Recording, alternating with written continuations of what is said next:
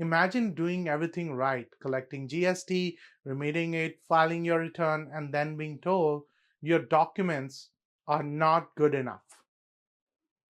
Hi, I'm Amandeep Singh from Cloudiverse CPAs in Burnaby, where we guide small businesses through Canada's complex tax maze like Google Maps for your tax journey. Today, let's unpack a real case that shows how one missing line on an invoice can cost you thousands of dollars in GST input tax credits. This is the story of May Tan versus the Queen. It's a Tax Court of Canada 2015 decision, a case about a small restaurant in Hamilton called MTM Chinese Restaurant. The owner, Ms. Tan, was a hardworking sole proprietor running her restaurant long before she registered for GST. Now, she became a GST registrant on May 13, 2005, but she had already been collecting GST and even remitting it to the CRA before that date. So far, that sounds like an honest taxpayer doing her best. Now, when she filed her first GST return, she claimed a refund of about $4,000. But the CRA reassessed the return and denied over $2,500 of her input tax credit, saying her documentation did not meet the technical requirements. She objected, and the dispute made its way to the Tax Court of Canada. At the hearing, both sides sat down with a big binder of invoices: kitchen equipment, construction, restaurant, hoods, advertising, flyers, and one by one they went through them. Here's where the judge focused his attention. Several invoices were from before she registered for GST. Many did not show the supplier's GST registration number, and some did not clearly show that GST was actually charged or paid. For example, she had receipts from a company called Superior Restaurant equipment for items like woks, a walk-in cooler, and a steam table. Big purchases needed to start a restaurant, of course. But those receipts did not list a GST number, and they did not show what tax was paid.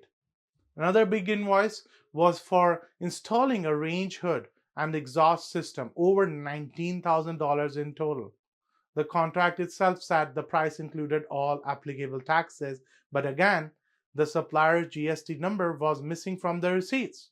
So the question was, can a taxpayer still claim GST input tax credits when the supplier's number is not printed, even if it's clear that GST was part of the price?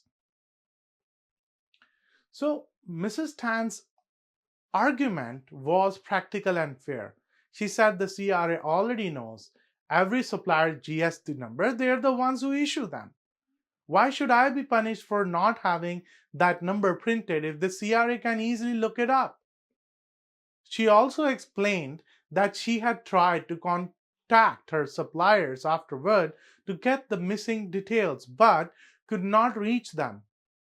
When she asked CRA to confirm the numbers directly, CRA just refused, citing confidentiality.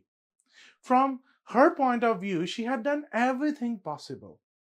But the CRA's lawyer said something important, and this is where the law is very strict.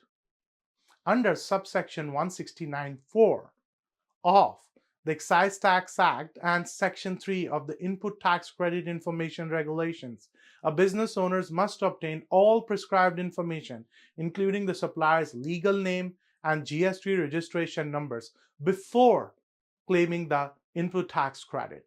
The system is built on self-assessment, which means the burden is entirely on the taxpayer to prove they qualify for credits. The judge, Deputy Judge Romel Massey, agreed with CRA. He said the law is mandatory, not just optional. He referred to earlier cases like Systematics Technologies Consultants Inc. versus the Queen and Comtronic Computers Inc. versus the Queen, where even honest taxpayers lost because the invoices did not show unfortunately, the valid supplier GST numbers. He explained that Canada GST system works on trust. The government assumes your books and invoices are accurate. When you file in return, you must keep proof that meets the prescribed format. That's why these documentation rules are strict. If CRA had to track down missing supplier information for every claim, the system would just collapse under its own weight. The judge noted that it did not matter that the supplier was real or that the payment included tax. The missing GST number made the documents non compliant. And because some invoices were dated before Mrs. Tan's GST registration, she couldn't claim those credits either. Section 171(2) of the Act blocks ITCs for pre-registration services. However, during the hearing, the CRA conceded part of her claim. After reviewing her evidence together, they agreed she was entitled to an extra $819 in credits. The rest, over $1,700, stayed disallowed, unfortunately. The judge summarized it neatly. It's not the CRA's job to complete a taxpayer's paperwork. The taxpayer must collect and maintain proper evidence before filing. That's the foundation of the GST system. Now, for every business owner watching this, here's what this case teaches. Always register for GST at the right time. If you're planning to make large purchases for renovations, register before you start so those expenses qualify for ITCs. Secondly, check your invoices before filing. Make sure every invoice from a GST registered supplier includes the supplier's legal name, their GST, HST registration number, your business name as the purchaser, the invoice date, the GST amount, or a statement that tax is included, a clear description of what you bought. And thirdly, don't assume CRA will fill in the blanks. Even when it's obvious that GST was paid, CRA cannot allow credits unless every prescribed detail is there. Keep your suppliers accountable. If an invoice is missing information, contact them right away for a corrected version. The correction has to happen before you file your return. At Cloudiverse CPAs in Burnaby, this is exactly where we help. We act like Google Maps for your tax and GST journey, showing you every possible turn before you reach a CRA dead end. Our team reviews invoices, registration dates, and documentation long before you file your corporate or personal tax returns. We prepare reconciliations that ensure your input tax credits are backed by a compliant, evidence-based receipts. And if CRA ever questions your claim, we help organize responses so your case is solid from day one.